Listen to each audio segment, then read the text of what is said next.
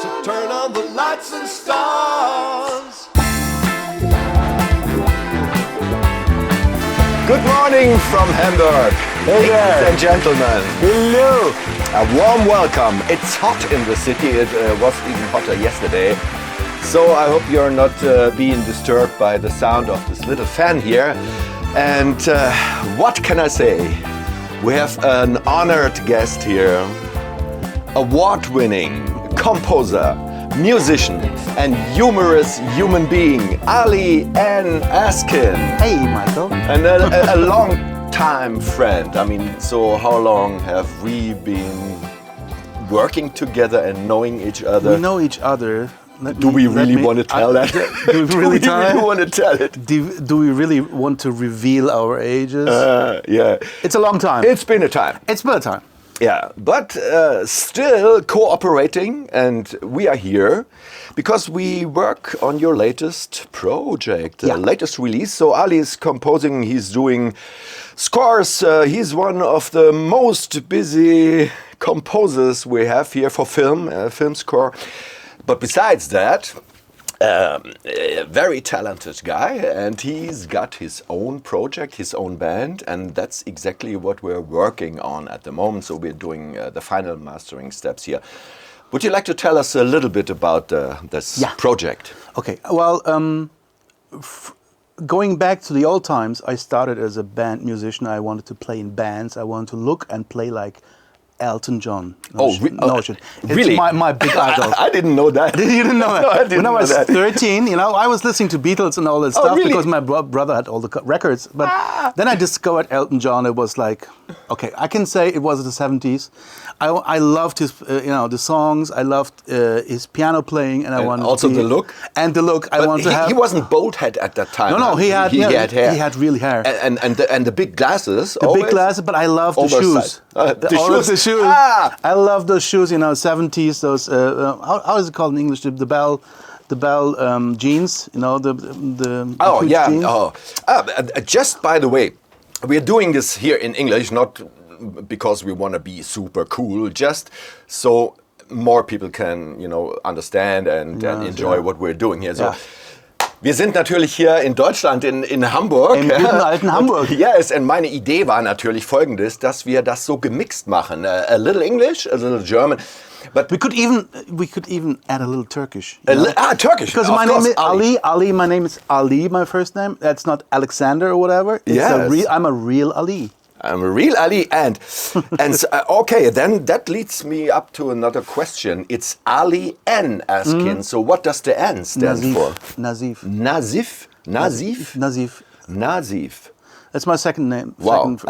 And you put that N in your name a little later. I know you as Ali Askin. Yes.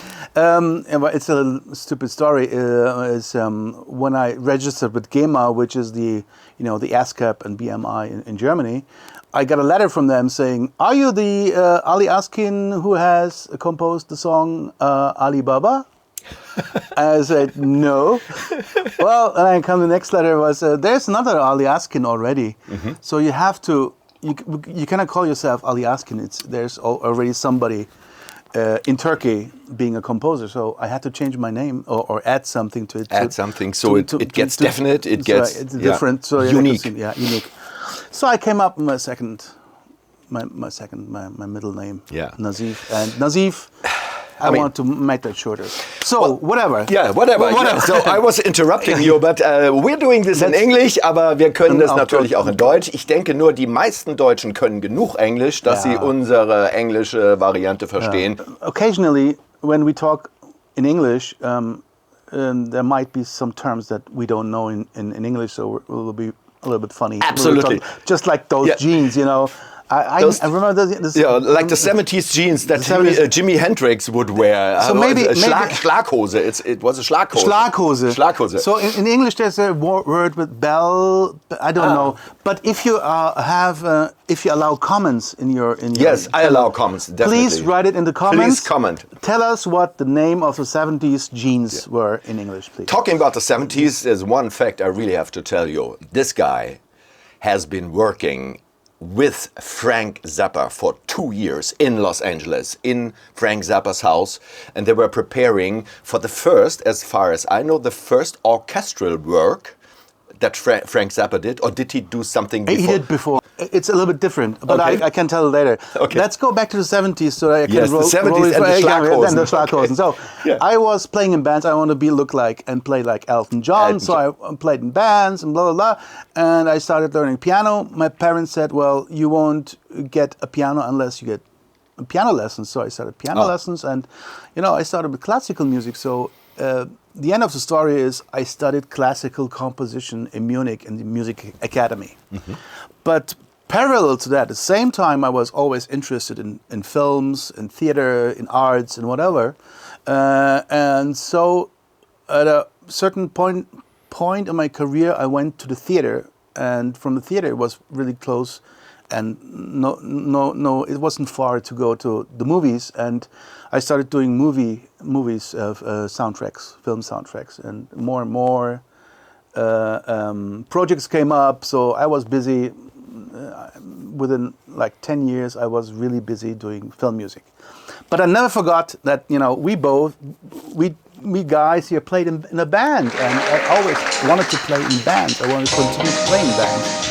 And it's, what I love to do is a mixture, always a fusion of everything. It's like jazz, some funk music, some world music, some minimal music, but mostly instrumental music. So it's 2023, and I do my first record now. I'm finishing my first record with the band.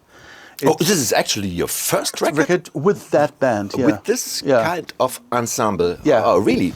We played since 2011. We were invited to a festival. 12 years already without an album? Okay. We were playing, the first time we played was in the Jazz Ahead Festival, here in Germany, in Bremen. Mm-hmm. There's this very well-known, internationally well-known getting together and festival for jazz music, Jazz Ahead. And they invited me. They had, in 2011, one of their topics was Turkey, of course. And they said, well, why don't you just, play some of your film music live? And I really? said, well, yeah. And I said, yeah, cool. Like but Hans Zimmer does. Yeah. Well, different story. Well, and I said, well, I could do that. I could do some arrangements because, the film music I usually do is everything. It's from electronic tracks to string quartets, orchestral music. I do everything except for folk music. But stylistically, I have no boundaries. And I said, well, I would like to play with a band and bring it more to into the realm of jazz and funk and all that. And I said, okay. And so I played there. Unluckily, they set my concert at the last day, after the whole festival. So we had six people in the audience because everybody was already gone from the festival. It was outside. It was in a movie theater. The idea was it looked good on paper. So just let's get the curve. Let's get back to the curve. Back to what we were doing. So Ali has delivered fantastic mixes. But I was able to improve them even a little bit more. We did all that yesterday and the days before yesterday. And just tell us, what's the name of your project? The project, it's Ali and Askin Band. Ali and Askin Band. The album is called Chute. Chute. Up. Chute. C-H. Like parachute.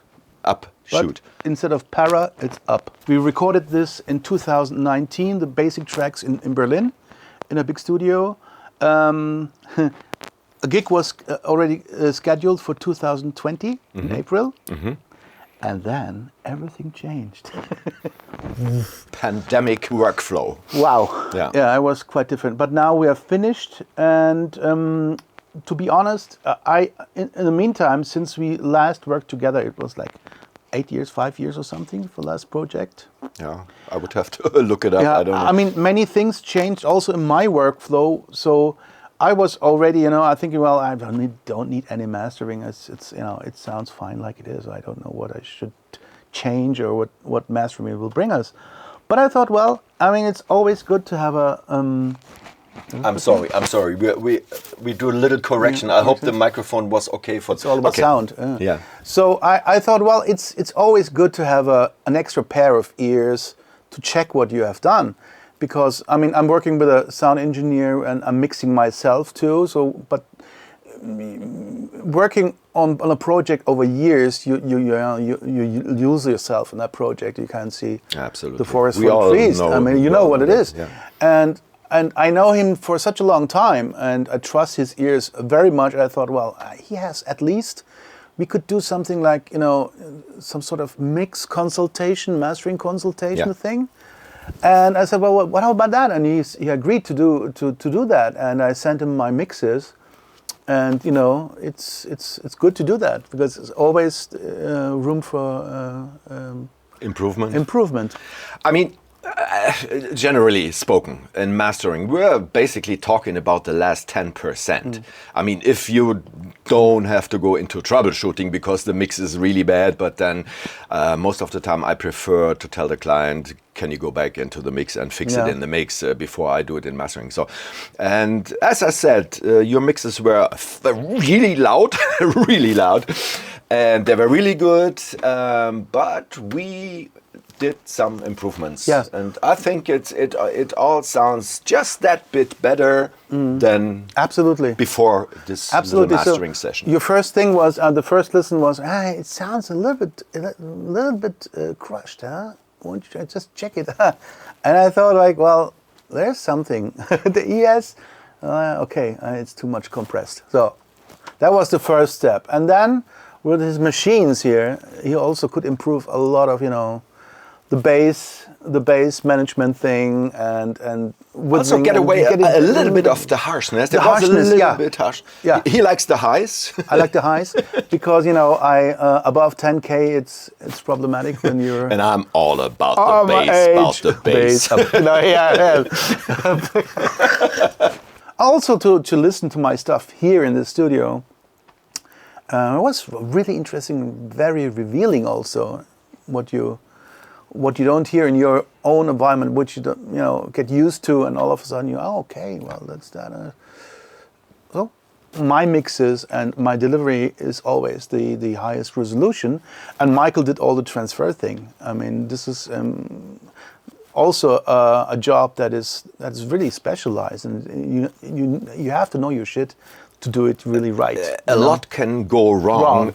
At that part, I mean, you can ruin what you already have achieved before. Yeah, very good. So, when is the release date? When can we listen to it? Well, the CD will be out hopefully in 3 weeks. In 3 weeks already? The official release will be together with streaming, I think sometime in November, October, November. I want to do some promo for it, and it will be streamed. Well, I guess that's it for today. I'm just gonna do my greeting message again. Good morning, everybody from Hamburg, and welcome to the Sound Support Entertainment channel. We are here with Ali and Askin today for a short interview, and more to follow in a bit when I'm going to visit him in Berlin, in his studio. Bye. Ciao!